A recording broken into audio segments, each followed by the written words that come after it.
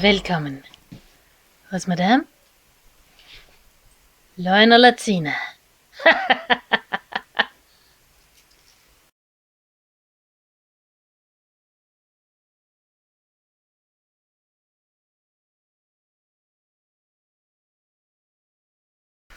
Det er mig, der er Løgn og Latina.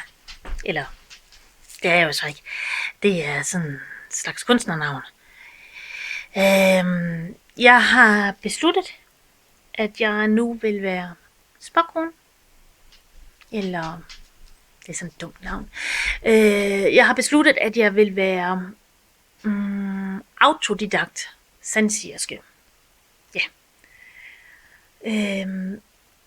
Man kan også kalde det en slags fremtidsforsker eller noget.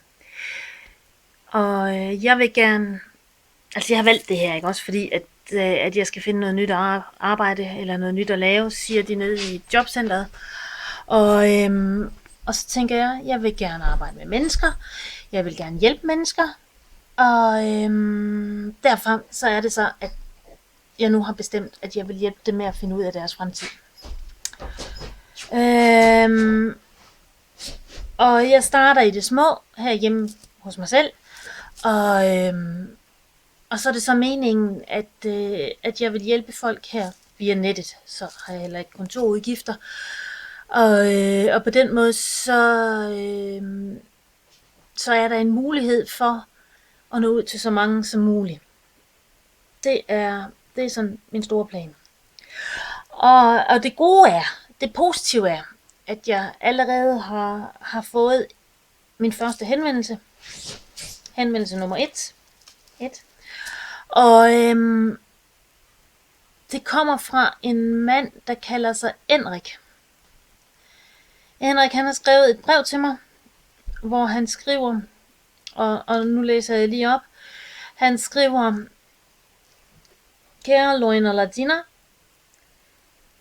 hvornår bliver jeg være konge?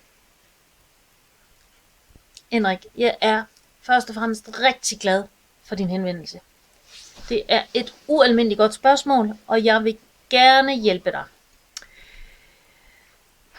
Det er ikke noget, jeg behøver at kigge i en krystalkugle for, og det er heldigt, for jeg har ikke fået en endnu.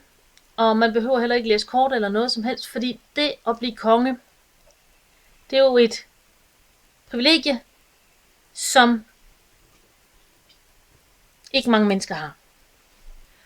Men det er noget, man selv har indflydelse på.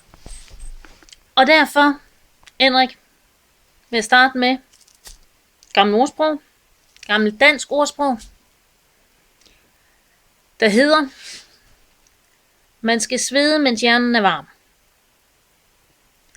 Og det gælder også dig, Henrik.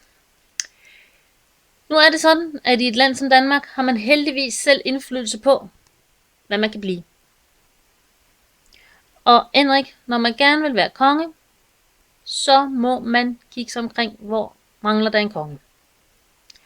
Og jeg kan nu, bare for at hjælpe dig, give dig sådan en lille servicemeddelelse, at Legoland søger 450 nye sæsonmedarbejdere her 2016. De har job,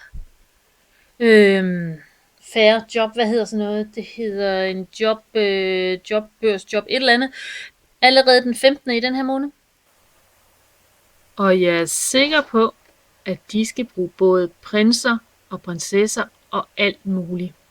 Og jeg er sikker på, at du også er velkommen. Jeg håber, det var svar nok til dig. Det var det. Jeg håber, at der er andre, der har brug for Løgn og Latinas hjælp. Jeg er her for jeres skyld.